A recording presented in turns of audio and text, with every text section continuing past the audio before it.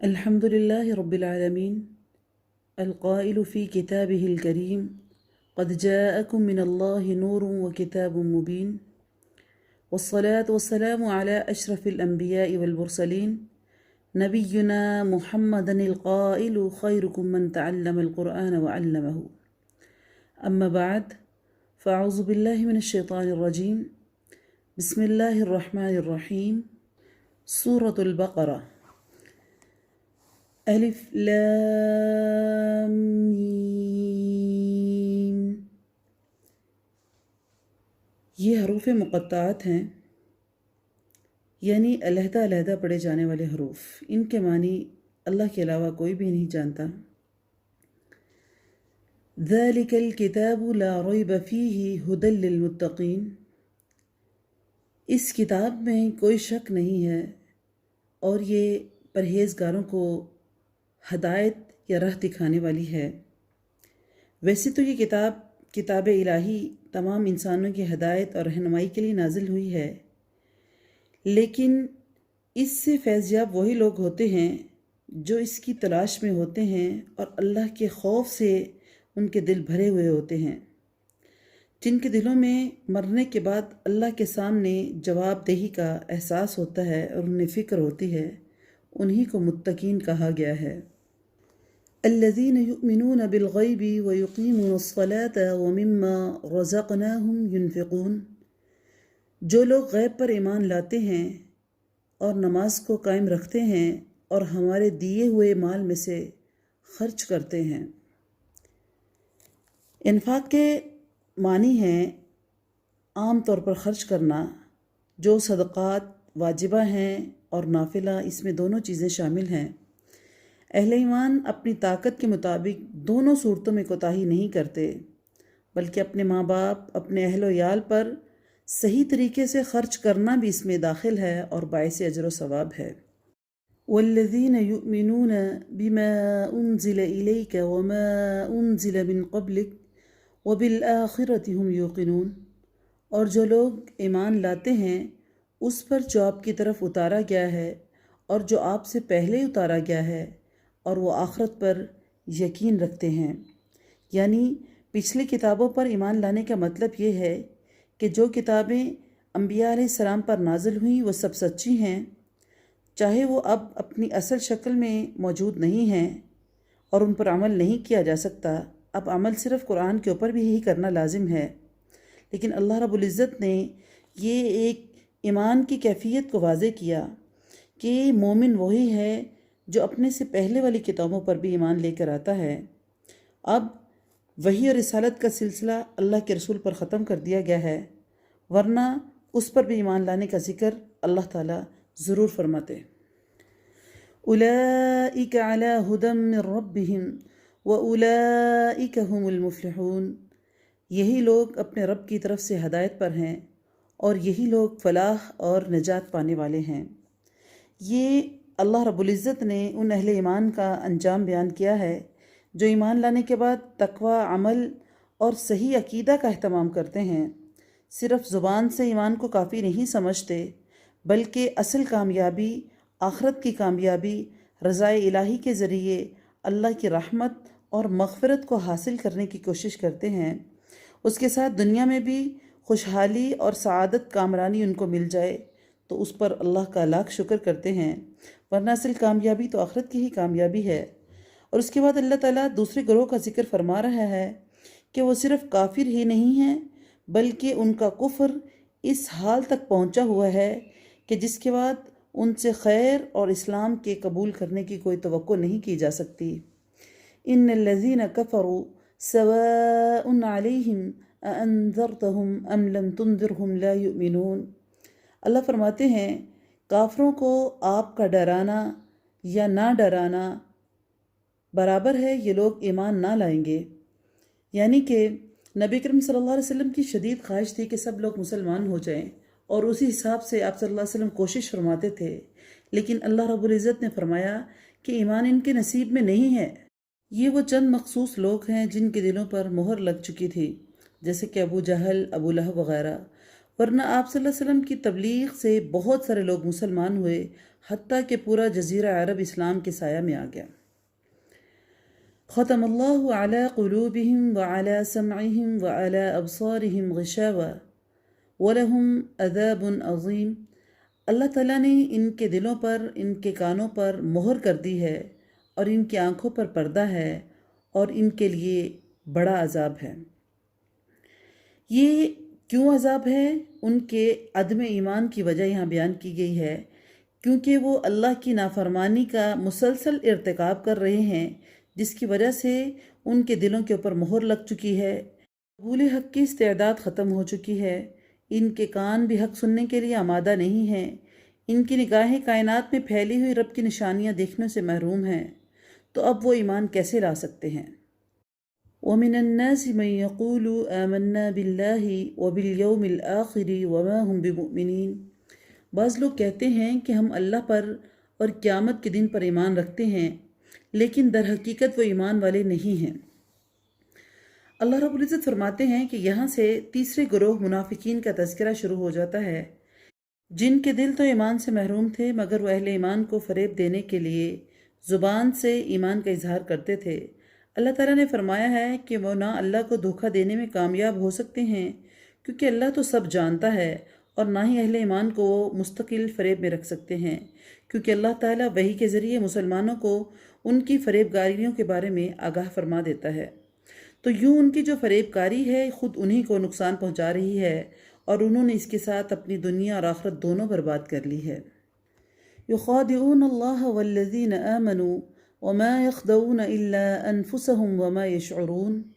وہ اللہ تعالیٰ کو اور ایمان والوں کو دھوکہ دیتے ہیں، لیکن وہ دراصل وہ خود اپنے آپ کو دھوکہ دے رہے ہیں، مگر وہ سمجھتے نہیں ہیں۔ فی قلوبہم مرض فزادہم اللہ مرضا ولہم عذاب علیم بما کانوا یکذبون۔ ان کے دلوں میں بیماری تھی، اللہ تعالیٰ نے انہیں بیماری میں مزید بڑھا دیا، اور ان کے جھوٹ کی وجہ سے ان کے لیے دردناک عذاب ہے۔ بیماری سے مراد کفر و نفاق کی بیماری ہے، جس کی اصلاح کی فکر نہ کی جائے تو وہ بڑھتی چلی جاتی ہے۔ اسی طرح جھوٹ بولنا منافقین کے علامات میں سے ہے، جس سے بچنا بہت ضروری ہے۔ وَإِذَا قِيلَ لَهُمْ لَا تُفْسِدُوا فِي الْأَرْضِ قَالُوا إِنَّمَا نَحْنُ مُصْلِحُونَ۔ اور جب ان سے کہا جاتا ہے کہ زمین میں فساد نہ کرو، تو جواب دیتے ہیں کہ ہم تو صرف اصلاح کرنے والے ہیں۔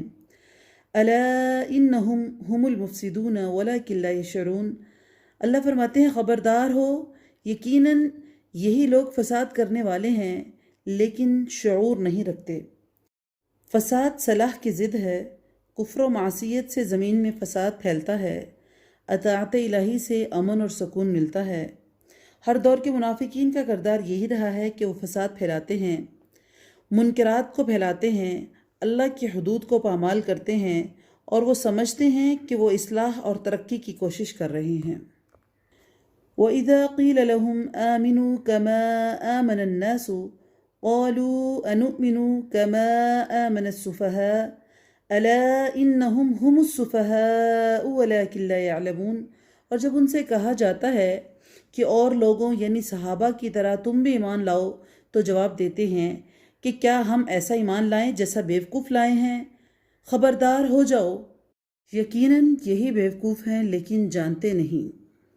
ان منافقین نے ان صحابہ کو بیوقوف کہا جنہوں نے اللہ کی راہ میں اپنی جان اور مال کسی بھی چیز کی قربانی سے دریغ نہیں کیا، اور آج کے منافقین یہ باور کراتے ہیں کہ نعوذ باللہ صحابہ کرام دولت ایمان سے ہی محروم تھے۔ اللہ تعالیٰ نے جدید اور قدیم دونوں منافقین کی تردید فرمائی ہے۔ فرمایا کسی اعلیٰ تر مقصد کے لیے دنیاوی مفادات کو قربان کر دینا بے وقوفی نہیں ہے، عین عقل مندی اور سعادت ہے،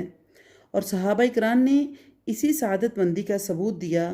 اس لیے وہ اپنے ایمان میں پکے مومن ہی نہیں بلکہ ایمان کے لیے ایک معیار اور کسوٹی بھی ہیں، جن کو اللہ رب العزت نے یہاں پر ذکر کیا، فَإِنْ آمَنُوا بِمِثْلِ مَا آمَنْتُمْ فَقَدِ اهْتَدَوْا، کہ اگر تم اس جیسا ایمان لے کر آؤ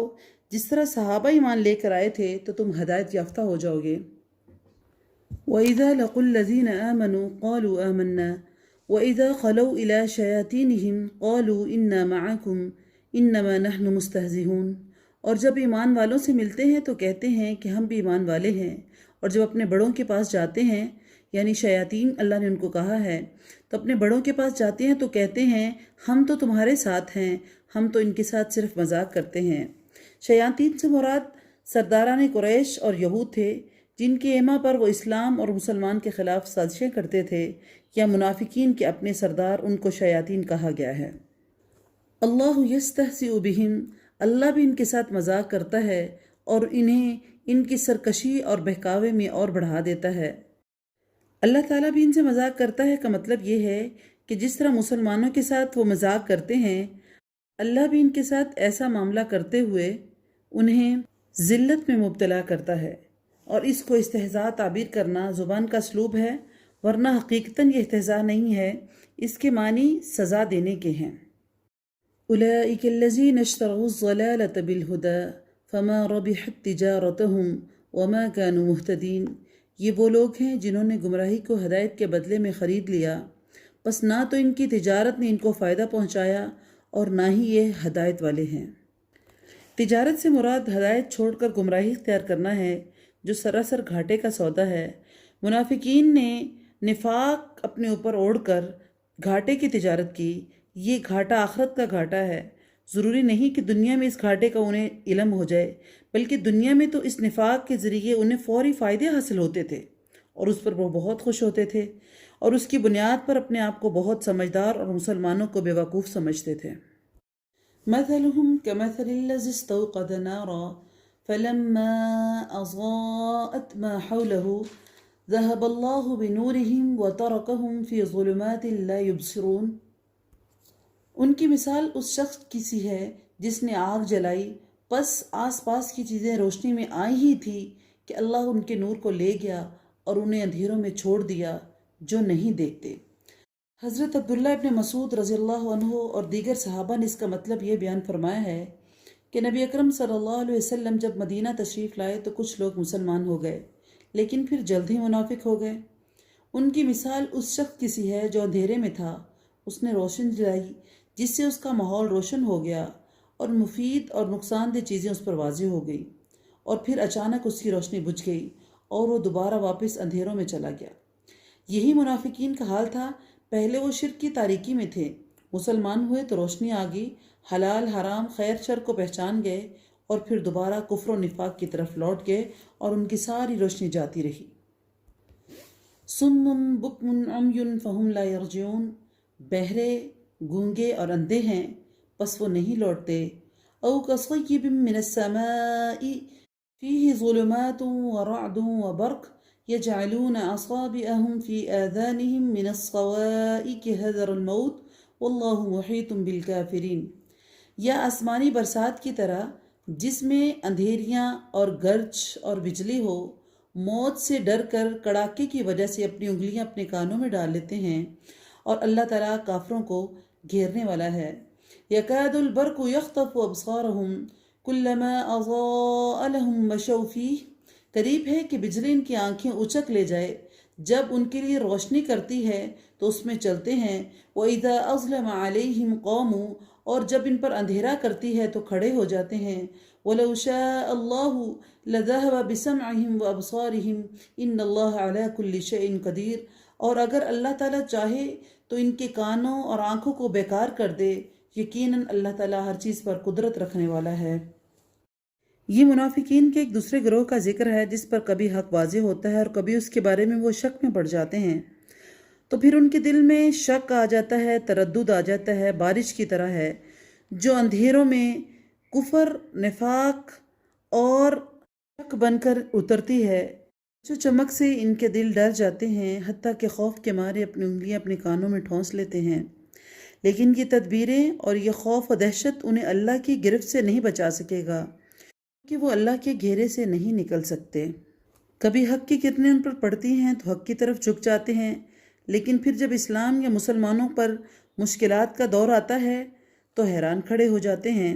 منافقین کا یہ گروہ آخر وقت تک تذبذب کا شکار اور اسلام کو قبول کرنے سے محروم رہتا ہے۔ یا ایہا الناس اعبدوا ربکم الذی خلقکم والذین من قبلکم لعلکم تتقون، اے لوگو اپنے اس رب کی عبادت کرو جس نے تمہیں اور تم سے پہلے کے لوگوں کو پیدا کیا، اور یہی تمہارا بچاؤ ہے۔ الذی جعل لکم الارض فراشا والسماء بناء، جس نے تمہارے لیے زمین کو فرش اور آسمان کو چھت بنایا، اور آسمان سے پانی اتار کر اس سے پھل پیدا کر کے تمہیں روزی دی۔ خبردار، باوجود جاننے کے اللہ کے شریک مقرر نہ کرو۔ وَإِن كُنتُمْ فِي رَيْبٍ مِّمَّا نَزَّلْنَا عَلَىٰ عَبْدِنَا فَأْتُوا بِسُورَةٍ مِّن مِّثْلِهِ، اللہ فرماتے ہیں ہم نے جو کچھ اپنے بندے پر اتارا ہے اس میں اگر تمہیں شک ہے اور تم سچے ہو تو اس جیسی ایک صورت تو بنا کر لاؤ۔ تمہیں اختیار ہے کہ اللہ تعالیٰ کے سوا اپنے مددگاروں کو بھی بلا لو اگر تم سچے ہو۔ فَإِن لَّمْ تَفْعَلُوا وَلَن تَفْعَلُوا، پس اگر تم نے نہ کیا اور تم ہرگز نہیں کر سکتے تو اسے سچا مان کر اس آگ سے بچو جس کا ایندھن انسان اور پتھر ہیں، جو کافروں کے لیے تیار کی گئی ہے۔ یہ قرآن کریم کی صداقت کی ایک اور واضح مثال ہے کہ عرب و عجم کے تمام کافروں کو چیلنج دیا گیا اور وہ آج تک اس کا جواب دینے سے قاصر ہیں کہ وہ قرآن جیسی یا اس کی ایک صورت یا اس کی ایک آیت جتنی بھی کوئی چیز اس کے سامنے نہیں لا سکے، اور یقیناً وہ قیامت تک اس سے قاصر رہیں گے اور نہیں لا سکیں گے۔ وَبَشِّرِ الَّذِينَ آمَنُوا وَعَمِلُوا الصَّالِحَاتِ أَنَّ لَهُمْ جَنَّاتٍ تَجْرِي مِن تَحْتِهَا الْأَنْهَارُ، اور ایمان والوں اور نیک عمل کرنے والوں کو ان کی جنتوں کی خوشخبری دو جس کے نیچے نہریں بہہ رہی ہیں، جب کبھی وہ پھلوں کا رزق دیے جائیں گے اور ہم شکل لائے جائیں گے تو کہیں گے یہ وہی ہے جو ہم اس سے پہلے دیے گئے تھے، اور ان کے لیے وہاں بیویاں ہیں صاف ستھری، اور وہ ان جنتوں میں ہمیشہ رہنے والے ہیں۔ متشابہہ کا مطلب ہے کہ جنت کے تمام میووں کا آپس میں ہم شکل ہونا یا ایک جیسا ہونا، یا دنیا کے میووں کے ہم شکل ہونا، تاہم یہ مشابہت میں صرف شکل یا نام کی حد تک ہوگی، ورنہ جنت کے میووں کے مزے اور ذائقے دنیا کے میووں کی نسبت بہت ڈیفرنٹ ہوں گے۔ جنت کی نعمتوں کے بارے میں حدیث شریف میں ہے، مَا لَا عَيْنٌ رَأَتْ وَلَا أُذُنٌ سَمِعَتْ وَلَا خَطَرَ عَلَىٰ قَلْبِ بَشَرٍ، یہ بخاری شریف کی حدیث ہے کہ نہ کسی آنکھ نے انہیں دیکھا، نہ کسی کان نے ان کے بارے میں سنا، اور دیکھنا سننا تو دور کی بات ہے، کسی انسان کے دل میں اس کا گمان بھی نہیں گزرا۔ ازواج مطہرہ سے مراد یہ ہے کہ وہاں پر پاک صاف بیویاں یعنی حیض اور نفاس اور دنیا کی یہ جو دوسری چیزوں سے وہ پاک ہوں گی، اور وہ ہمیشہ کے لیے وہاں رہیں گی۔ اہل جنت بھی وہاں ہمیشہ ہمیشہ کے لیے رہیں گے۔ ان اللہ لا یستحی ان یضرب مثلا ما بعوضۃ فما فوقها، یقیناً اللہ تعالیٰ کسی مثال کے بیان کرنے سے نہیں شرماتا۔ فاما الذین آمنوا فیعلمون انہ الحق من ربہم، بس وہ لوگ جو ایمان والے ہیں وہ اسے اپنے رب کی طرف سے صحیح سمجھتے ہیں، اور کفار کہتے ہیں کہ اس مثال سے اللہ نے کیا مراد لی ہے، کیونکہ اللہ اس کے ذریعے بہت سارے لوگوں کو گمراہ کرتا ہے اور اکثر لوگوں کو صحیح رستے پر لاتا ہے، اور گمراہ تو صرف فاسقوں کو ہی کرتا ہے۔ الذین ينقضون عہد اللہ من بعد میثاقہ، جو لوگ اللہ تعالیٰ کے مضبوط عہد کو توڑ دیتے ہیں اور اللہ تعالیٰ نے جن چیزوں کے جوڑنے کا حکم دیا ہے انہیں کاٹتے ہیں اور زمین پر فساد پھیلاتے ہیں، یہی لوگ نقصان اٹھانے والے ہیں۔ ظاہری بات ہے کہ نقصان اللہ کی نافرمانی کرنے والوں کو ہی ہوگا، اللہ کا یا اس کے پیغمبروں کا کچھ بھی نہیں بگڑے گا۔ کیف تکفرون باللہ وکنتم امواتا فاحیاکم ثم یمیتکم ثم یحییکم، تم اللہ کے ساتھ کیسے کفر کرتے ہو حالانکہ تم مردہ تھے، اس نے تمہیں زندہ کیا، یعنی کہ دنیا میں تمہارا وجود نہیں تھا تو اللہ نے تمہیں ایک نطفہ سے پیدا کیا، پھر تمہیں مار ڈالے گا، پھر زندہ کرے گا، پھر اسی کی طرف لوٹائے جاؤ گے۔ هو الذی خلق لکم ما فی الارض جمیعا، وہ اللہ جس نے تمہارے لیے زمین کی تمام چیزوں کو پیدا کیا، پھر آسمان کی طرف قصد کیا اور ان کو ٹھیک ٹھاک ساتھ آسمان بنایا، وہ ہر چیز کو جانتا ہے۔ وَإِذْ قَالَ رَبُّكَ لِلْمَلَائِكَةِ إِنِّي جَاعِلٌ فِي الْأَرْضِ خَلِيفَةً، اور جب تیرے رب نے فرشتوں سے کہا کہ میں زمین میں خلیفہ بنانے والا ہوں، تو انہوں نے کہا کہ ایسے شخص کو کیوں پیدا کرتا ہے جو زمین میں فساد کرے، خون بہائے، ہم تیری تسبیح، حمد اور پاکیزگی بیان کرنے والے ہیں۔ اللہ تعالیٰ نے فرمایا جو میں جانتا ہوں تم نہیں جانتے۔ وَعَلَّمَ آدَمَ الْأَسْمَاءَ كُلَّهَا، اور اللہ تعالیٰ نے آدم کو تمام نام سکھا کر ان چیزوں فرشتوں کے سامنے پیش کیا اور فرمایا اگر تم سچے ہو تو ان چیزوں کے نام بتاؤ۔ تفسیر جلالین میں آتا ہے کہ اللہ رب العزت نے حضرت آدم علیہ السلام کو بڑی سے بڑی چیز اور چھوٹی سے چھوٹی چیز کا علم بھی دیا تھا، یعنی کہ اللہ رب العزت نے ان کو ایک چھوٹا برتن کھانے والا اس کا بھی بتایا، حتیٰ کہ فسوہ و فسیوہ یعنی کہ بڑی ہوا کا خارج کرنا یا چھوٹی ہوا کا خارج کرنا، یہ بھی اللہ رب العزت نے سکھلایا۔ تو جب اللہ نے فرشتوں سے کہا کہ اگر تم سچے ہو کہ ایک دنیا میں نے ایک اچھی چیز پیدا نہیں کی تو تم ان چیزوں کے بارے میں مجھے بتاؤ، تو فرشتے کہنے لگے قالوا سبحانک لا علم لنا، ان سب نے کہا ہے اللہ تیری ذات پاک ہے، ہمیں تو صرف اتنا ہی علم ہے جتنا تو نے ہمیں سکھا رکھا ہے، اور پورے علم و حکمت والا تو صرف تو ہی ہے۔ اللہ نے کہا قال یا آدم انبئہم باسمائہم، اللہ نے آدم علیہ السلام سے فرمایا تم ان کے نام بتا دو۔ جب انہوں نے نام بتا دیے تو فرمایا کیا میں نے تمہیں نہیں کہا تھا کہ زمین آسمان کا غیب میں ہی جانتا ہوں، میرے ہی علم میں ہے جو تم ظاہر کر رہے ہو اور جو تم چھپا رہے ہو۔ وَإِذْ قُلْنَا لِلْمَلَائِكَةِ اسْجُدُوا لِآدَمَ فَسَجَدُوا إِلَّا إِبْلِيسَ، اور جب ہم نے فرشتوں سے کہا کہ آدم کو سجدہ کرو تو ابلیس کے سوا سب نے سجدہ کیا، اس نے انکار کیا اور تکبر کیا اور وہ کافروں میں سے ہو گیا۔ ابلیس نے سجدے سے انکار کیا اور وہ راندہ ہو گیا۔ ابلیس قرآن کے مطابق جنات میں سے تھا، لیکن اللہ تعالیٰ نے اسے اعزاز دے کر فرشتوں میں شامل کر رکھا تھا، اس لیے اللہ کے حکم کے مطابق اس کے لیے سجدہ کرنا ضروری تھا، لیکن اس نے حسد کیا، تکبر کیا، سجدہ کرنے سے انکار کیا۔ تو یعنی کہ حسد اور تکبر وہ گناہ ہیں جن کا مرتکب انسانیت میں بھی جس کسی نے کیا، لیکن اس کا پہلا جو مرتکب ہے وہ ابلیس تھا۔ دوسری چیز یہاں پر اللہ رب العزت نے علمی فضیلت کے بعد حضرت آدم علیہ السلام کی یہ دوسری تکریم کی کہ اللہ نے کہا کہ سجدہ کرو۔ پہلے اللہ نے علم کا بتایا کہ آدم میں پہلی بڑائی یہ ہے تم سے کہ اس کے پاس علم ہے، پھر اللہ نے دوسری تکریم دی کہ اب آدم علیہ السلام کو سجدہ کرو، یعنی ان کے سامنے اپنے آپ کو جھکاؤ۔ اب یہاں پر اگر دیکھا جائے تو سجدہ جو ہے شریعت اسلامیہ میں اللہ کے سوا کسی کے لیے جائز نہیں ہے،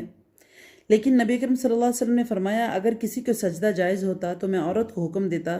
کہ وہ اپنے خامند کو سجدہ کرے۔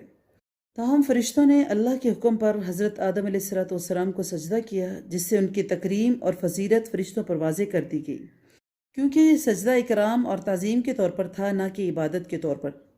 تو اب تعظیماً بھی کسی کو سجدہ نہیں کیا جا سکتا، کیونکہ وہ صرف اللہ رب العزت نے ایک خاص وقت میں حکم دیا تھا۔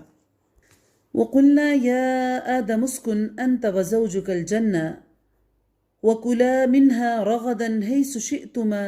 وَلَا تَقْرَبَا هَٰذِهِ الشَّجَرَةَ فَتَكُونَا مِنَ الظَّالِمِينَ، اور ہم نے کہہ دیا اے آدم تم اور تمہاری بیوی جنت میں رہو اور جہاں کہیں سے چاہو کھاؤ پیو، لیکن اس درخت کے قریب نہ جانا ورنہ ظالموں میں سے ہو جاؤ گے۔ یہ حضرت آدم علیہ السلام کی تیسری فضیلت ہے کہ اللہ نے ان کو رہنے کی جگہ جنت میں عطا کی۔ اور دوسرا یہ درخت کس چیز کا تھا اس کے بارے میں قرآن میں کوئی صحیح صراحت موجود نہیں ہے۔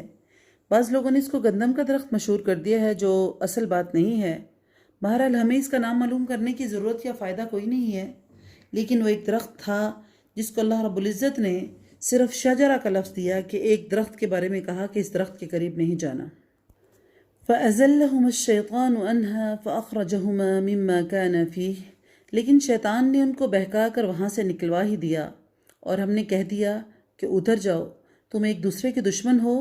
اور ایک وقت مقرر تک تمہارے لیے زمین میں ٹھہرنا ہے اور فائدہ اٹھانا ہے۔ یہاں مفسرین نے دو چیزوں کا بتایا ہے کہ ایک دوسرے سے دشمن سے مراد یا تو آدم علیہ السلام اور شیطان ہے، یا دوسرا مطلب ہے کہ آدم کی اولاد آپس میں ایک دوسرے کی دشمن ہے۔ فَتَلَقَّى آدَمُ مِن رَبِّهِ كَلِمَاتٍ فَتَابَ عَلَيْهِ، حضرت آدم علیہ السلام نے اپنے رب سے چند باتیں سیکھ لیں اور اللہ تعالیٰ نے ان کی توبہ کو قبول فرمایا، بے شک وہی توبہ قبول کرنے والا اور رحم کرنے والا ہے۔ حضرت آدم علیہ السلام جب اپنی شرمندگی میں پشیمانی میں ڈوبے ہوئے تھے تو توبہ استغفار میں مصروف ہو گئے، اس موقع پر اللہ نے ان کی رہنمائی فرمائی اور ان کو چند کلمات سکھا دیے گئے، اور وہ کلمات تھے ربنا ظلمنا انفسنا وان لم تغفر لنا وترحمنا لنکونن من الخاسرین۔ یہاں لوگ ایک موضوع روایت کا سہارا لیتے ہوئے کہتے ہیں کہ حضرت آدم نے عرش الہی پر لا الہ الا اللہ محمد رسول اللہ لکھا ہوا دیکھا اور محمد رسول اللہ صلی اللہ علیہ وسلم کے وسیلہ سے دعا مانگی اور اللہ نے انہیں معاف فرما دیا۔ اس روایت کی کوئی سند نہیں ہے، قرآن کے ساتھ اس کا کوئی تعلق نہیں ہے۔ اس کے علاوہ اللہ کے بتلائے ہوئے طریقے کے خلاف بھی ہے کہ تمام انبیاء علیہ السلام نے ہمیشہ براہ راست اللہ سے دعائیں کی، کسی کا بھی وسیلہ نہیں پکڑا۔ اس لیے نبی اکرم صلی اللہ علیہ وسلم نے اور تمام انبیاء کرام کا صرف یہی طریقہ رہا کہ وہ ڈائریکٹ اپنے رب کی بارگاہ میں ہمیشہ دعا کیا کرتے تھے۔ قُلْنَا اهْبِطُوا مِنْهَا جَمِيعًا فَإِمَّا يَأْتِيَنَّكُم مِّنِّي هُدًى فَمَن تَبِعَ هُدَايَ فَلَا خَوْفٌ عَلَيْهِمْ وَلَا هُمْ يَحْزَنُونَ۔ ہم نے کہا تم سب یہاں سے چلے جاؤ، جب کبھی تمہارے پاس میری ہدایت پہنچے تو اس کی تابعداری کرنے والوں پر کوئی غم اور خوف نہیں۔ وَالَّذِينَ كَفَرُوا وَكَذَّبُوا بِآيَاتِنَا أُولَئِكَ أَصْحَابُ النَّارِ، اور جو انکار کر کے ہماری آیتوں کو جھٹلائیں وہ جہنمی ہیں، ہم فیہا خالدون، اور ہمیشہ اسی میں رہیں گے۔ یعنی قبولیت دعا کے باوجود اللہ تعالیٰ نے انہیں دوبارہ جنت میں آباد کرنے کے بجائے دنیا میں ہی رہ کر جنت کے حصول کی تلقین کی، اور حضرت آدم علیہ السلام کے واسطے سے تمام بنو آدم کو جنت کا یہ راستہ بتایا کہ انبیاء علیہ السلام کے ذریعے سے میری ہدایت جو ہے تم تک پہنچے گی، جو اس کو قبول کرے گا وہ جنت کا مستحق ہوگا، بصورت دیگر عذاب الہی کا مستحق ہوگا۔ یا بنی اسرائیل اذکروا نعمتی التی انعمت علیکم واوفوا بعہدی اوفی بعہدکم وایای فارہبون۔ اے بنی اسرائیل، میری اس نعمت کو یاد کرو جو میں نے تم پر انعام کی، اور میرے عہد کو پورا کرو، میں تمہارے عہد کو پورا کروں گا، اور مجھ سے ہی ڈرو۔ اسرائیل کا معنی عبداللہ کے ہیں۔ حضرت یعقوب علیہ السلام کا یہ لقب تھا۔ یہود کو بنی اسرائیل کہا جاتا ہے، یعنی یعقوب علیہ السلام کی اولاد، کیونکہ حضرت یعقوب علیہ السلام کے 12 بیٹے تھے، جن سے یہود کے 12 قبیلے بنے، اور ان میں بکثرت انبیاء اور رسول آئے۔ اس لیے انہیں گزشتہ انعامات الہی کو یاد کرایا جا رہا ہے کہ تم میرا وہ وعدہ پورا کرو جو تم سے نبی آخر الزماں کی نبوت اور ان پر ایمان لانے کے بابت لیا گیا تھا۔ اگر تم اس عہد کو پورا کرو گے تو میں بھی اپنا عہد پورا کروں گا، اور تم سے وہ بوجھ اتار دیے جائیں گے جو تمہاری غلطیوں کوتاہیوں کی وجہ سے بطور سزا تم پر لاد دیے گئے تھے، اور تمہیں دوبارہ عروج عطا کیا جائے گا۔ اور مجھ سے ڈرو کہ میں تمہیں مسلسل اس ذلت میں مبتلا رکھ سکتا ہوں جس میں تم مبتلا ہو، اور تمہارے آباء و اجداد بھی اس میں مبتلا تھے۔ وَآمِنُوا بِمَا أَنزَلْتُ مُصَدِّقًا لِمَا مَعَكُمْ وَلَا تَكُونُوا أَوَّلَ كَافِرٍ بِهِ، اور اس کتاب پر ایمان لاؤ جو میں نے تمہاری کتابوں کی تصدیق میں نازل فرمائی، اور اس کے ساتھ تم ہی پہلے کافر نہ بنو، اور میری آیتوں کو تھوڑی تھوڑی قیمت پر نہ فروخت کرو، اور صرف مجھ سے ہی ڈرو۔ یہاں بھی سے مراد قرآن یا رسول اللہ صلی اللہ علیہ وسلم دونوں ہیں، اور دونوں ہی صحیح ہے، کیونکہ دونوں آپس میں لازم و ملزوم ہیں۔ جس نے قرآن کے ساتھ کفر کیا اس نے محمد رسول اللہ صلی اللہ علیہ وسلم کے ساتھ کفر کیا، اور جس نے محمد رسول اللہ صلی اللہ علیہ وسلم کے ساتھ کفر کیا اس نے قرآن کے ساتھ کفر کیا۔ تو اللہ کہتے ہیں کہ پہلے کافر نہ بنو، اس کا مطلب یہ ہے ایک تو تمہیں جو علم ہے دوسرے اس سے محروم ہیں، اس لیے تمہاری ذمہ داری سب سے زیادہ ہے۔ دوسرے مدینہ میں یہود کو سب سے پہلے دعوت دی گئی ہے، ورنہ ہجرت سے پہلے بہت سے لوگ اسلام قبول کر چکے تھے۔ اس لیے انہیں تنبیہ کی جا رہی ہے کہ تم یہودیوں میں تم اولین کافر مت بنو، اگر ایسا کرو گے تو تمام یہودیوں کے کفر کا وبال تم پر پڑے گا۔ وَلَا تَلْبِسُوا الْحَقَّ بِالْبَاطِلِ وَتَكْتُمُوا الْحَقَّ وَأَنْتُمْ تَعْلَمُونَ، اور حق کو باطل کے ساتھ خلط ملط نہ کرو اور نہ حق کو چھپاؤ، تمہیں تو خود اس کا علم ہے۔ وَأَقِيمُوا الصَّلَاةَ وَآتُوا الزَّكَاةَ وَارْكَعُوا مَعَ الرَّاكِعِينَ، اور نمازوں کو قائم کرو اور زکوٰۃ دو اور رکوع کرنے والوں کے ساتھ رکوع کرو۔ أَتَأْمُرُونَ النَّاسَ بِالْبِرِّ وَتَنْسَوْنَ أَنفُسَكُمْ وَأَنْتُمْ تَتْلُونَ الْكِتَابَ أَفَلَا تَعْقِلُونَ، کیا تم لوگوں کو بھلائی کا حکم کرتے ہو اور خود اپنے آپ کو بھول جاتے ہو، اس کے باوجود تم کتاب پڑھتے ہو، کہ اتنی بھی تم میں سمجھ نہیں ہے۔ وَاسْتَعِينُوا بِالصَّبْرِ وَالصَّلَاةِ، اور صبر اور نماز کے ساتھ مدد طلب کرو۔ وَإِنَّهَا لَكَبِيرَةٌ إِلَّا عَلَى الْخَاشِعِينَ، اور یہ بہت ہی بڑی چیز ہے مگر ڈر رکھنے والوں پر۔ صبر اور نماز ہر اللہ والے کے لیے دو بڑے ہتھیار ہیں۔ نماز کے ذریعے ایک مومن کا رابطہ اپنے رب سے جڑ جاتا ہے جس سے وہ اللہ سے مدد حاصل کرتا ہے۔ صبر کے ذریعے اس کے کردار اور اس کے دین میں پختگی آتی ہے۔ حدیث میں آتا ہے اذا حزبہ امر فزع الی الصلاۃ، کہ نبی اکرم صلی اللہ علیہ وسلم کو جب بھی کوئی اہم معاملہ پیش آتا تو آپ فوراً نماز کا اہتمام فرماتے تھے۔ الذین یظنون انہم ملاقو ربہم وانہم الیہ راجعون، جو یہ جانتے ہیں کہ بے شک وہ اپنے رب سے ملاقات کرنے والے ہیں اور یقیناً اسی کی طرف لوٹ کر جانے والے ہیں۔ یا بنی اسرائیل اذکروا نعمتی التی انعمت علیکم وانی فضلتکم علی العالمین، اے اولاد یعقوب میری اس نعمت کو یاد کرو جو میں نے تم پر انعام کی اور میں نے تمہیں تمام جہانوں پر فضیلت دی۔ یہاں سے دوبارہ بنی اسرائیل کو ان کے انعامات یاد کرائے جا رہے ہیں جو ان پر کیے گئے ہیں۔ ان کو قیامت کے دن سے ڈرایا جا رہا ہے جس دن نہ کوئی کسی کے کام آئے گا، نہ سفارش قبول ہوگی، نہ معاوضہ دے کر چھٹکارا ہو سکے گا، نہ کوئی مددگار مدد کے لیے آئے گا۔ ایک انعام یہ بھی بیان فرمایا کہ ان کو اللہ نے تمام جہانوں پر فضیلت دی، یعنی امت محمدیہ سے پہلے افضل العالمین ہونے کی یہ فضیلت بنو اسرائیل کو حاصل تھی جو انہوں نے اللہ کی نافرمانیاں کر کے گنوا لی، اور اس کے بعد امت محمدیہ کو خیر امتن کے لقب سے نوازا گیا۔ اور یہاں پر اس بات کی بھی تنبیہ ہے کہ انعامات الہی کسی خاص نسل کے ساتھ وابستہ نہیں ہیں، بلکہ یہ ایمان اور عمل کی بنیاد پر ملتے ہیں، اور ایمان اور عمل کی محرومی کی وجہ سے واپس لے لیے جاتے ہیں۔ جس طرح امت محمدیہ کی اکثریت بھی اس وقت اپنی بدعملیوں، شرک اور بدعات کی وجہ سے خیر امہ کے بجائے شر امہ بنی ہوئی ہے۔ یہود کو یہ بھی دھوکہ تھا کہ ہم تو اللہ کے محبوب اور چہیتے ہیں، اس لیے ہمیں کوئی مواخذہ نہیں ہوگا قیامت کے دن۔ تو اللہ تعالیٰ نے فرما دیا کہ وہاں اللہ کے نافرمانوں کو کوئی سہارا نہیں دے سکے گا، اور اسی فریب میں امت محمدیہ بھی مبتلا ہے، اور وہ سمجھتے ہیں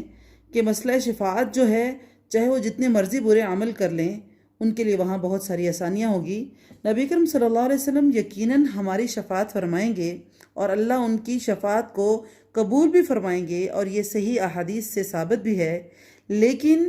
یہ بھی ہے کہ اگر انسان اپنے اعمال ٹھیک کرے گا تو پھر ہی اس شفاعت کا فائدہ ہوگا، یا دوسری صورت میں کہ بہت سے گنہگاروں کو جہنم میں سزا دینے کے بعد آپ صلی اللہ علیہ وسلم کی شفاعت پر جہنم سے نکالا جائے گا۔ کیا جہنم کی یہ چند روز کی سزا قابل برداشت ہے؟ کیا ہم اسی کی وجہ سے بالکل ہر چیز کو بھول کر بیٹھ چکے ہیں؟ تو ہمیں اس کے لیے محنت کرنی پڑے گی اور رسول اللہ صلی اللہ علیہ وسلم کی شفاعت کو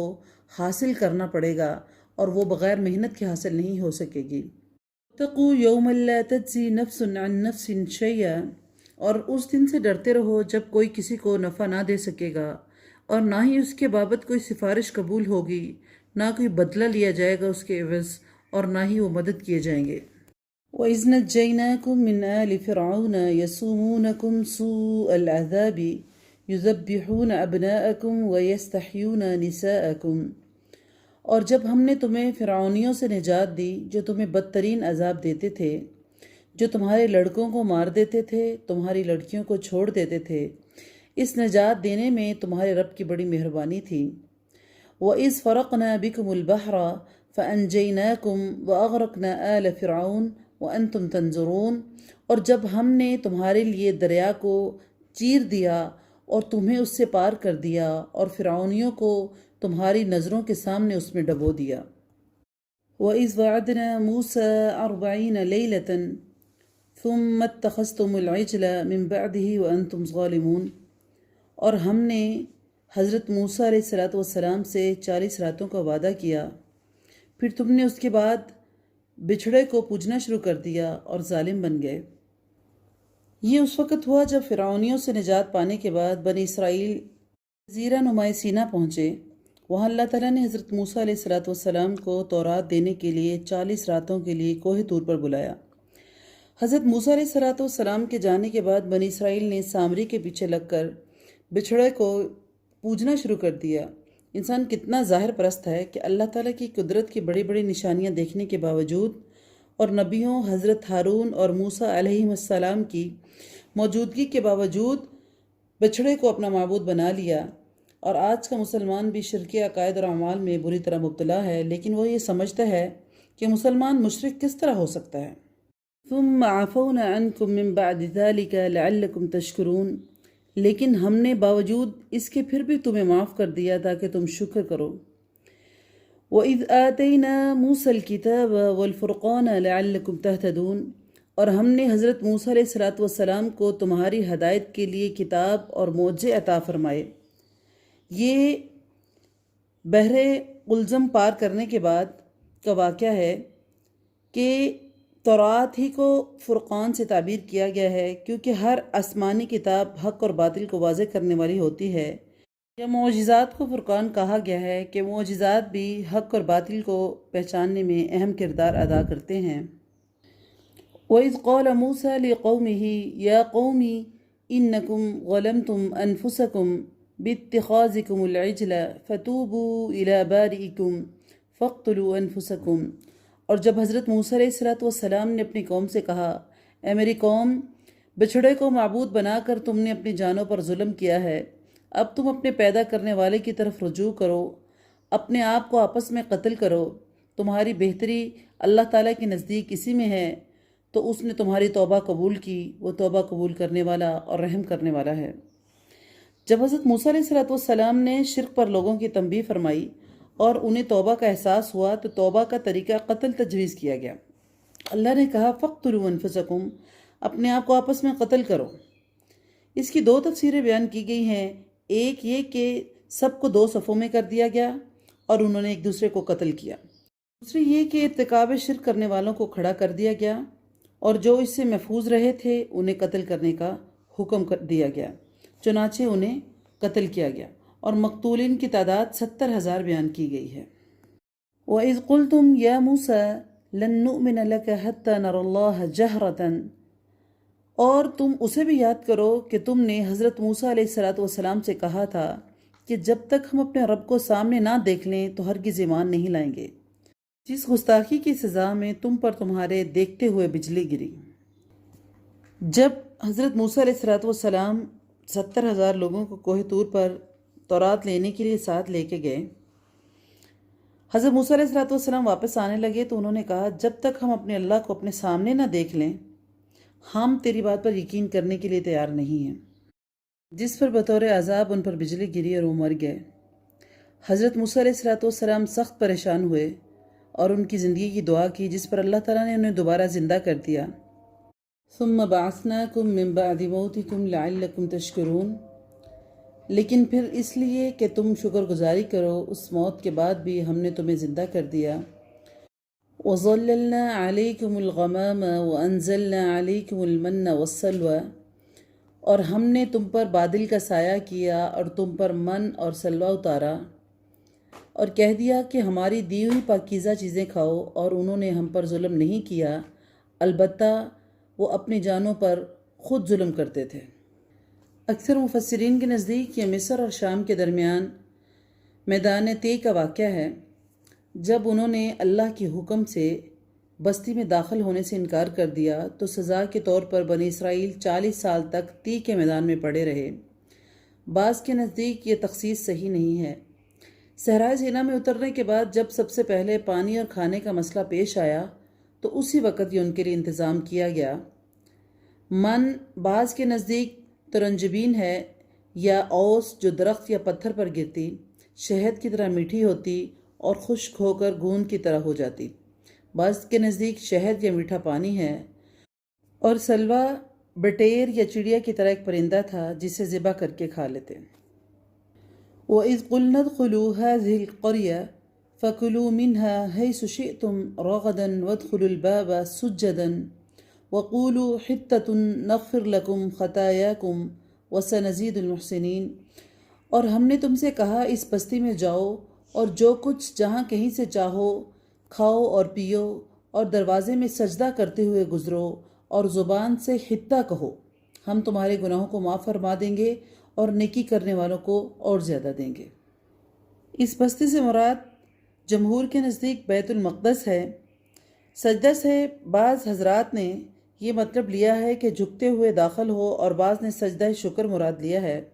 مطلب یہ ہے کہ اللہ کی بارگاہ میں عاجزی، انکساری کا اظہار اور شکر کا اعتراف کرتے ہوئے داخل ہو جاؤ۔ حتتن اس کے معنی ہے ہمارے گناہ معاف فرما دے۔ فبدل الذین ظلموا قولا غیر الذی قیل لهم فانزلنا علی الذین ظلموا رجزا من السماء بما كانوا یفسقون۔ پھر ان ظالموں نے اس بات کی جو ان سے کہی گئی تھی بدل ڈالی، ہم نے بھی ان پر ظالموں پر ان کے فسق اور نافرمانی کی وجہ سے آسمان سے عذاب نازل کیا۔ اس کی وضاحت حدیث میں آتی ہے کہ رسول اللہ صلی اللہ علیہ وسلم نے فرمایا کہ ان کو حکم دیا کیا تھا کہ سجدہ کرتے ہوئے داخل ہو، لیکن وہ سرینوں کو زمین پر گھسیٹتے ہوئے داخل ہوئے۔ حتتن کی بجائے حبہ فی شعرتن یعنی گندم بالی میں کہتے رہے۔ اس سے ان کی نافرمانی جو تھی وہ ظاہر ہو گئی، اور اللہ کے احکام کا استہزاء اور تمسخر جس کا ارتکاب انہوں نے کیا اس کا اندازہ ہو گیا کہ وہ کس طرح کر رہے تھے۔ تو جب بھی کوئی قوم اخلاق اور کردار کے لحاظ سے زوال پذیر ہو جائے تو اس کا معاملہ پھر اللہ کے حکم کے ساتھ اسی طرح ہی ہو جاتا ہے۔ وَإِذِ اسْتَسْقَىٰ مُوسَىٰ لِقَوْمِهِ فَقُلْنَا اضْرِب بِّعَصَاكَ الْحَجَرَ، اور جب موسیٰ علیہ السلام نے اپنی قوم کے لیے پانی مانگا تو ہم نے کہا کہ اپنی لاٹھی پتھر پر مارو جس سے 12 چشمے پھوٹ نکلے، اور ہر گروہ نے اپنا چشمہ پہچان لیا، اور ہم نے کہہ دیا کہ اللہ تعالیٰ کا رزق کھاؤ اور پیو اور زمین میں فساد نہ کرتے پھرو۔ وَإِذْ قُلْتُمْ يَا مُوسَىٰ لَن نَّصْبِرَ عَلَىٰ طَعَامٍ وَاحِدٍ فَادْعُ لَنَا رَبَّكَ يُخْرِجْ لَنَا مِمَّا تُنبِتُ الْأَرْضُ مِن بَقْلِهَا وَكِثَّائِهَا وَفُومِهَا وَعَدَسِهَا وَبَصَلِهَا، اور جب تم نے کہا ہے موسیٰ علیہ السلام ہم سے ایک ہی قسم کے کھانے پر صبر نہیں ہو سکتا، اس لیے اپنے رب سے دعا کیجئے وہ ہمیں زمین کی پیداوار، ساگ، ککڑی، گیہوں، مسور اور پیاز دے۔ نے فرمایا بہتر چیز کے بدلے ادنا چیز کیوں طلب کرتے ہو؟ اچھا شہر میں جاؤ، وہاں تمہاری چاہت کی یہ سب چیزیں ملیں گی۔ اور ان پر ذلت اور مسکینی ڈال دی گئی اور اللہ کا غضب لے کر وہ لوٹے، یہ اس لیے کہ وہ اللہ کی آیتوں کے ساتھ کفر کرتے تھے اور نبیوں کو ناحق قتل کرتے تھے، اور یہ ان کی نافرمانیوں اور زیادتیوں کا نتیجہ ہے۔ ان الذین آمنوا والذین ہادوا والنصارى والصابئین، مسلمان ہوں، یہودی ہوں، نصارہ ہوں یا صابی ہوں، جو کوئی بھی اللہ پر اور قیامت دن پر ایمان لائے گا اور نیک عمل کرے، ان کے اجر ان کے رب کے پاس ہے، ان پر نہ تو کوئی خوف ہے نہ ہی اداسی ہے۔ جدید مفسرین کو اس آیت کا مفہوم سمجھنے میں بڑی غلطی لگی ہے۔ اس سے انہوں نے وحدت الادیان کا فلسفہ نکالا ہے، یعنی کہ رسالت محمدیہ پر ایمان لانا ضروری نہیں ہے، بلکہ جو بھی جس دین کو مانتا ہے اس کے مطابق ایمان رکھتا ہے، اچھے عمل کرتا ہے، اس کی نجات ہو جائے گی۔ یہ انتہائی گمراہ کن فلسفہ ہے۔ آیت کی صحیح تفسیر یہ ہے کہ جب اللہ تعالیٰ نے سابقہ آیات میں یہود کی بدعملیوں، سرکشیوں، ان کی بنا پر ان کے مستحق عذاب ہونے کا تذکرہ فرمایا تو ذہن میں اشکال پیدا ہو سکتا تھا کہ ان یہود میں جو لوگ صحیح کتاب الہی کے پیروکار اور اپنے پیغمبر کی ہدایت کے مطابق زندگی گزارنے والے تھے، ان کے ساتھ اللہ کا کیا معاملہ تھا، یا اللہ ان کے ساتھ کیا معاملہ فرمائے گا۔ اللہ تعالیٰ نے اس کی وضاحت فرما دی کہ صرف یہود ہی نہیں، نصارہ اور صابی بھی اپنے اپنے وقت میں جنہوں نے اللہ پر اور یوم آخرت پر ایمان رکھا اور نیک عمل کرتے رہے، وہ سب نجات اخروی سے ہمکنار ہوں گے۔ اور اسی طرح اب رسالت محمدیہ پر ایمان لانے والے مسلمان بھی اگر صحیح طریقے سے ایمان باللہ والیوم الآخر اور عمل صالح کا اہتمام کریں تو یہ بھی یقیناً آخرت کی ابدی نعمتوں کے مستحق قرار پائیں گے۔ وَإِذْ أَخَذْنَا مِيثَاقَكُمْ وَرَفَعْنَا فَوْقَكُمُ الطُّورَ، اور جب ہم نے تم سے وعدہ لیا اور تم پر طور پہاڑ لا کھڑا کر دیا اور کہا کہ جو ہم نے تمہیں دیا ہے اسے مضبوطی سے تھام لو اور جو کچھ اس میں ہے اسے یاد کرو تاکہ تم بچ سکو۔ ثُمَّ تَوَلَّيْتُم مِّن بَعْدِ ذَلِكَ، لیکن تم اس کے بعد بھی پھر گئے۔ پھر اگر اللہ تعالیٰ کا فضل اور اس کی رحمت تم پر نہ ہوتی تو تم نقصان اٹھانے والے ہو جاتے۔ وَلَقَدْ عَلِمْتُمُ الَّذِينَ اعْتَدَوْا مِنْكُمْ فِي السَّبْتِ، اور یقیناً تمہیں ان لوگوں کا علم ہے جو تم میں سے ہفتہ کے بارے میں حد سے بڑھ گئے، اور ہم نے بھی کہہ دیا کہ تم ذلیل بندر بن جاؤ۔ فَجَعَلْنَاهَا نَكَالًا لِمَا بَيْنَ اور ہم نے اگلوں اور پچھلوں کے لیے عبرت بنا دیا اور پرہیزگاروں کے لیے وعظ اور نصیحت کا۔ یعنی ہفتہ کے دن یہودیوں کو مچھلیوں کا شکار بلکہ کوئی بھی دنیاوی کام کرنے سے منع کیا گیا تھا، لیکن انہوں نے ایک حیلہ اختیار کر کے حکم الہی سے تجاوز کیا۔ ہفتے کے دن بطور امتحان مچھلیاں زیادہ آتی، انہوں نے گڑھے کھود لیے تاکہ مچھلیاں اس میں پھنستی رہیں اور پھر اتوار والے دن اس کو پکڑ لیتے۔ وَإِذْ قَالَ مُوسَىٰ لِقَوْمِهِ إِنَّ اللَّهَ يَأْمُرُكُمْ أَن تَذْبَحُوا بَقَرَةً، اور حضرت موسیٰ علیہ السلام نے جب اپنی قوم سے کہا کہ اللہ تعالیٰ تمہیں ایک گائے کے ذبح کرنے کا حکم دیتا ہے، تو انہوں نے کہا ہم سے مذاق کیوں کرتے ہو؟ تو آپ نے جواب دیا کہ میں ایسا جاہل ہونے سے اللہ تعالیٰ کی پناہ پکڑتا ہوں۔ یہاں پر ایک واقعہ ہے جس کی وجہ سے سورۃ البقرہ کو سورۃ بقرہ کہا گیا ہے کہ بنی اسرائیل میں ایک مالدار لاولد آدمی رہتا تھا جس کا وارث صرف ایک بھتیجا تھا۔ ایک رات اس بھتیجے نے اپنے چچا کو قتل کر کے لاش کسی آدمی کے دروازے پر ڈال دی۔ صبح قاتل کی تلاش میں ایک دوسرے کو ذمہ دار ٹھہرانے لگے۔ بالآخر بات حضرت موسیٰ تک پہنچی تو انہیں ایک گائے کے ذبح کرنے کا حکم ہوا۔ گائے کا ایک ٹکڑا مقتول کو مارا گیا جس سے وہ زندہ ہو گیا اور قاتل کی نشاندہی کر کے مر گیا۔ یہاں آگے وہ مکالمہ شروع ہوتا ہے جو حضرت موسیٰ علیہ السلام اور ان کی قوم کے درمیان ہوا اسی قتل کی وجہ سے۔ انہوں نے کہا قَالُوا ادْعُ لَنَا رَبَّكَ يُبَيِّن لَنَا مَا هِيَ، انہوں نے کہا موسیٰ دعا کیجئے اللہ تعالیٰ ہمارے لیے اس کی ماہیت بیان کر دے۔ آپ نے فرمایا سنو، وہ گائے نہ تو بالکل بوڑھی ہو نہ بچہ ہو بلکہ درمیانی عمر کی نوجوان ہو، اب جو تمہیں حکم دیا گیا ہے اس کو بجا لاؤ۔ قَالُوا ادْعُ لَنَا رَبَّكَ يُبَيِّن لَنَا مَا لَوْنُهَا، پھر کہنے لگے دعا کیجئے اللہ تعالیٰ بیان کرے کہ اس کا رنگ کیا ہے۔ حضرت موسیٰ نے فرمایا اللہ کہتا ہے کہ وہ گائے زرد رنگ کی ہے، چمکیلا اور دیکھنے والوں کو بھلا لگنے والا اس کا رنگ ہے۔ پھر دوبارہ کہنے لگے قَالُوا ادْعُ لَنَا رَبَّكَ يُبَيِّن لَنَا، وہ کہنے لگے اپنے رب سے کہیے کہ اور دعا کیجئے کہ ہمیں اس کی مزید ماہیت بتائے، اس قسم کی گائے تو بہت ہیں پتہ نہیں چلتا، تو اللہ تعالیٰ نے چاہا تو ہم ہدایت پانے والے ہو جائیں گے۔ قَالَ إِنَّهُ يَقُولُ إِنَّهَا بَقَرَةٌ لَا ذَلُولٌ تُثِيرُ الْأَرْضَ، حضرت موسیٰ نے فرمایا کہ اللہ کا فرمان ہے کہ وہ گائے کام کرنے والی زمین میں ہل جوتنے والی اور کھیتوں کو پانی پلانے والی نہیں ہونی چاہیے، وہ تندرست اور بے داغ ہے۔ انہوں نے کہا اب آپ نے حق واضح کر دیا، گو وہ حکم برداری کے قریب نہ تھے لیکن اسے مانا اور گائے ذبح کر دی۔ اصل میں انہیں حکم تو یہ دیا گیا تھا کہ ایک گائے ذبح کرو، وہ کوئی سی بھی ایک گائے ذبح کر دیتے تو حکم الہی پر عمل ہو جاتا، لیکن انہوں نے حکم الہی پر سیدھے طریقے سے عمل کرنے کے بجائے اس میں نقص نکالنے شروع کر دیے، طرح طرح کے سوال کرنے شروع کر دیے، جس پر اللہ تعالیٰ بھی ان پر سختی کرتا چلا گیا۔ اس لیے دین کے معاملے میں سختی اختیار کرنے سے منع کیا گیا ہے۔ وَإِذْ قَتَلْتُمْ نَفْسًا فَادَّارَأْتُمْ فِيهَا وَاللَّهُ مُخْرِجٌ مَا كُنْتُمْ تَكْتُمُونَ، اور جب تم نے ایک شخص کو قتل کر ڈالا پھر اس میں اختلاف کرنے لگے اور تمہاری پوشیدگی کو اللہ تعالیٰ ظاہر کرنے والا تھا۔ یہ وہی قتل کا واقعہ ہے جس کی بنا پر بنی اسرائیل کو گائے ذبح کرنے کا حکم دیا گیا تھا۔ اسی طرح اللہ تعالیٰ نے اس کے قتل کا راز فاش کر دیا، حالانکہ وہ قتل رات کی تاریکی میں چھپ کے کیا گیا تھا۔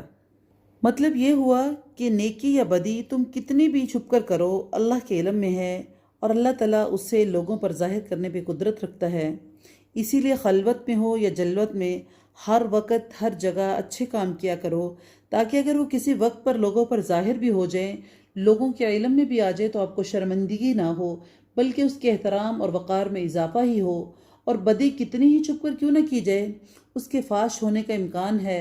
جس سے انسان کی بدنامی اور ذلت اور رسوائی ہوتی ہے۔ فَقُلْنَا اضْرِبُوهُ بِبَعْضِهَا، ہم نے کہا اس گائے کا ایک ٹکڑا مقتول کے جسم پر لگا دو تو وہ جی اٹھے گا۔ اسی طرح اللہ مردوں کو زندہ کر کے تمہیں تمہاری عقل مندی کے لیے اپنی نشانیاں دکھاتا ہے۔ یہاں مقتول کی دوبارہ جی اٹھنے سے استدلال کرتے ہوئے اللہ روز قیامت تمام انسانوں کو دوبارہ زندہ کرنے کی قدرت کا اعلان فرما رہا ہے کہ قیامت والے دن دوبارہ مردوں کا زندہ ہونا اور منکرین قیامت کے لیے ہمیشہ حیرت اور استعجاب کا باعث رہا ہے۔ اس لیے اللہ تعالیٰ نے اس مسئلے کو بھی قرآن میں جگہ جگہ مختلف اسلوب سے بیان فرما دیا ہے، جیسے کہ اللہ رب العزت نے سورۃ بقرہ میں ہی فرمایا ہے ثُمَّ بَعَثْنَاكُم مِّن بَعْدِ مَوْتِكُمْ تو یہاں پر یہ دوسری مثال آ گئی ہے جو اللہ نے یہاں پر مردے کو زندہ کر دیا ہے۔ ثم قست قلوبکم من بعد ذلک فہی کالحجارہ، پھر اس کے بعد تمہارے دل پتھر جیسے بلکہ اس سے بھی زیادہ سخت ہو گئے۔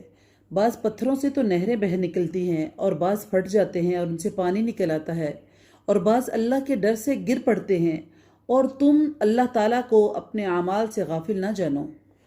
تو ہونا یہ چاہیے تھا کہ اللہ کی اتنی نعمتوں کو، اللہ کی اتنی نشانیوں کو دیکھنے کے بعد ان کے دل نرم ہو جاتے، نیکی کی طرف مائل ہو جاتے، لیکن ہوا کیا؟ اللہ فرماتے ہیں کہ تمہارے دل اس کے بعد سخت ہو گئے، پتھروں کی طرح، بلکہ پتھروں سے بھی زیادہ سخت ہو گئے،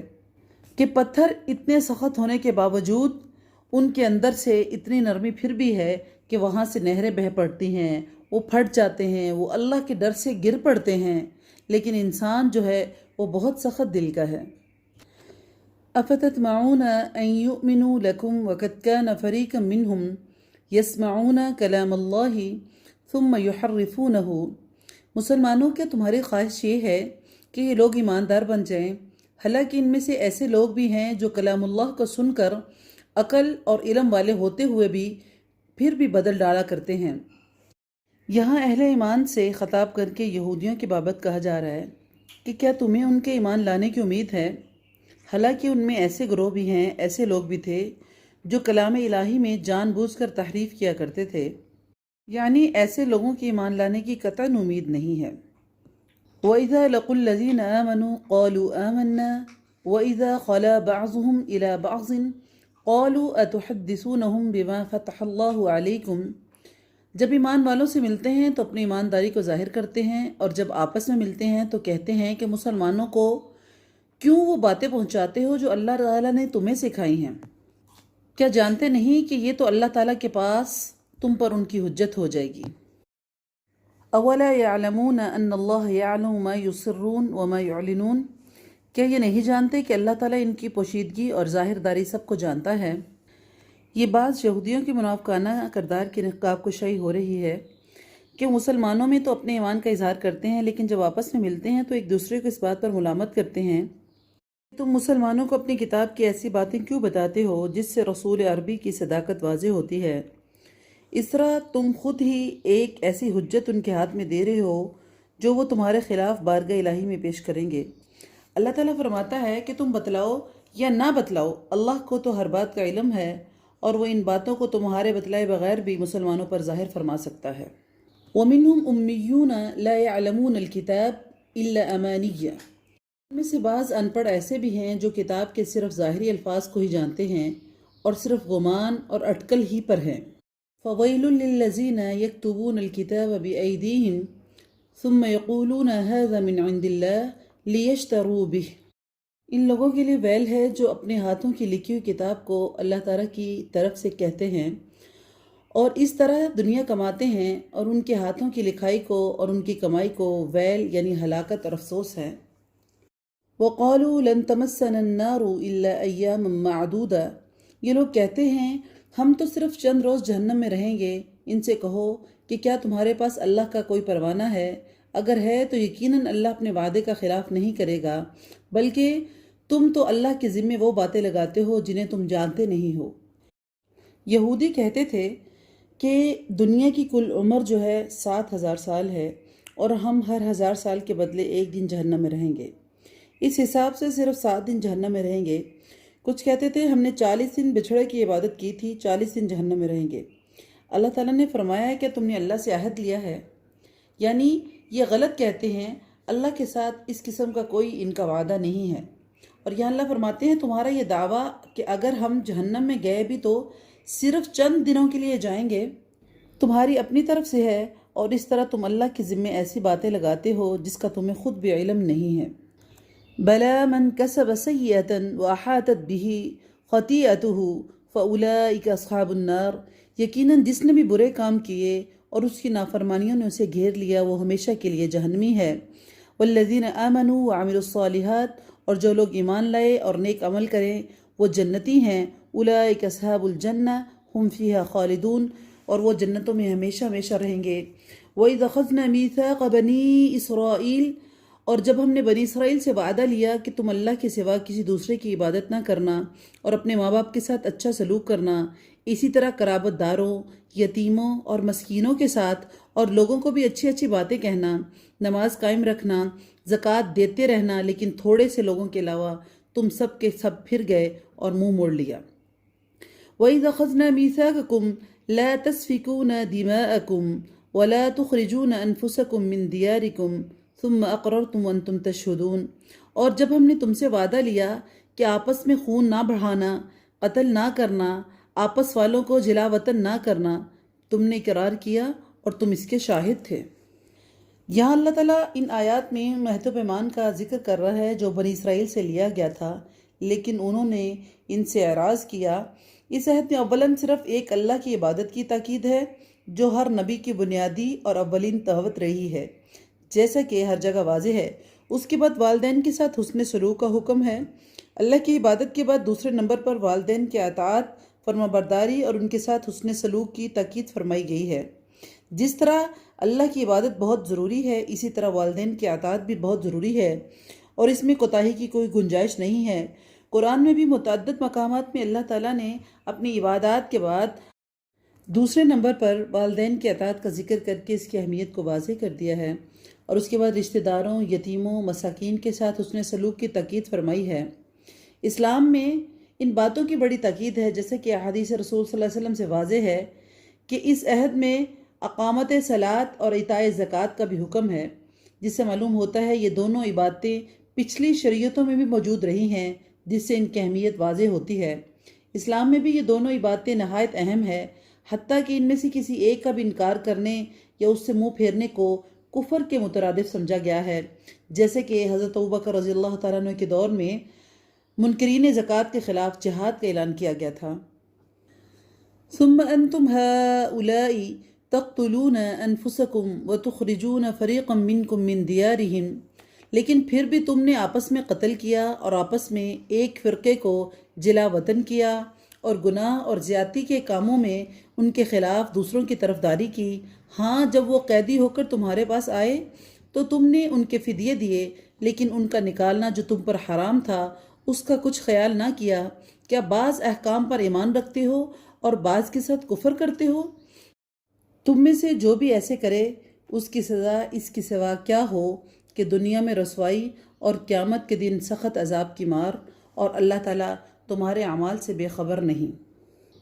نبی اکرم صلی اللہ علیہ وسلم کے زمانے میں انصار جو اسلام سے قبل مشرک تھے، ان کے دو قبیلے تھے، اوس اور خزرج۔ ان کے آپس میں آئے دن جنگ رہتی تھی۔ اس طرح یہود مدینہ کے 3 قبیلے تھے، بنو قینقاع، بنو نذیر اور بنو قریظہ، یہ بھی آپس میں لڑتے رہتے تھے۔ بنو قریظہ اوس کے حلیف تھے اور وہ بنو قینقاع اور بنو نذیر خزرج کے حلیف تھے۔ جنگ میں یہ اپنے حلیفوں کو یعنی ساتھیوں کی مدد کرتے اور اپنے ہی ہم مذہب یہودیوں کو قتل کرتے، ان کے گھر کو لوٹتے، انہیں جلا وطن کرتے۔ حالانکہ تورات کے مطابق ایسا کرنا ان کے لیے حرام تھا، لیکن پھر انہی یہودیوں کو جب وہ مغلوب ہونے کی وجہ سے قیدی بن جاتے تو فدیہ دے کر چھڑاتے اور کہتے ہمیں تورات میں یہی حکم دیا گیا ہے۔ ان آیات میں یہودیوں کے اسی کردار کی وضاحت کی گئی ہے کہ انہوں نے شریعت کو موم کی ناک بنا لیا تھا، بعض چیزوں پر ایمان لاتے، بعض کو چھوڑ دیتے، کسی حکم پر عمل کر لیتے، کسی کو شریعت کے مطابق کہتے اور کسی کو کہتے یہ شریعت کے خلاف ہے۔ قتل کرنا، لوگوں کو گھروں سے نکالنا اور ایک دوسرے کے خلاف مدد کرنا ان کی شریعت میں بھی حرام تھا۔ ان امور کا انہوں نے بار بار ارتکاب کیا اور لوگوں کو فدیہ دے کر چھڑا لینے کا جو حکم تھا اس پر عمل کر لیا، حالانکہ اگر وہ پہلے 3 امور کا لحاظ رکھتے تو فدیہ دے کر چھڑانے کی نوبت ہی نہ آتی۔ اولئک الذین اشتروا الحیاۃ الدنیا بالآخرہ فلا یخفف عنہم العذاب ولا هم ینصرون، یہ وہ لوگ ہیں جنہوں نے دنیا کی زندگی کو آخرت کے بدلے خرید لیا ہے، ان کے نہ تو عذاب ہلکے ہوں گے اور نہ ہی ان کی مدد کی جائے گی۔ یہ شریعت کے کسی حکم کو مان لینے اور کسی کو نظر انداز کر دینے کی سزا بیان کی جا رہی ہے کہ اللہ فرماتے ہیں کہ انہوں نے دنیا کے بدلے آخرت جو ہے وہ چھوڑ دی ہے اور دنیا کو انہوں نے اہمیت دی ہے، تو اب ان کا عذاب بھی ان سے ہلکا نہیں ہوگا اور ان کے اللہ کوئی مدد نہیں کرے گا، اور اس کی سزا دنیا میں عزت اور سرفرازی کی جگہ جو مکمل شریعت پر عمل کرنے کا نتیجہ ہے، ذلت اور رسوائی اور آخرت میں ابدی نعمتوں کے بجائے سخت عذاب ہے۔ اس سے معلوم ہوا کہ اللہ تعالیٰ کے ہاں وہ اطاعت مقبول ہے جو مکمل ہو۔ بعض باتوں کا مان لینا اور ان پر عمل کر لینا اللہ تعالیٰ کے ہاں اس کی کوئی اہمیت نہیں ہے۔ یہ آیات ہم مسلمانوں کو بھی دعوت فکر دے رہی ہے کہ کہیں مسلمانوں کی ذلت رسوائی کی وجہ مسلمانوں کا وہی کردار تو نہیں کہ وہ یہود و نصارہ کی طرح بعض چیزوں کو چھوڑ دیتے ہیں اور بعض چیزوں پر عمل کرتے ہیں۔ اللہ تعالیٰ سے دعا ہے کہ اللہ تعالیٰ ہمیں اس پر عمل کرنے کی توفیق عطا فرمائے۔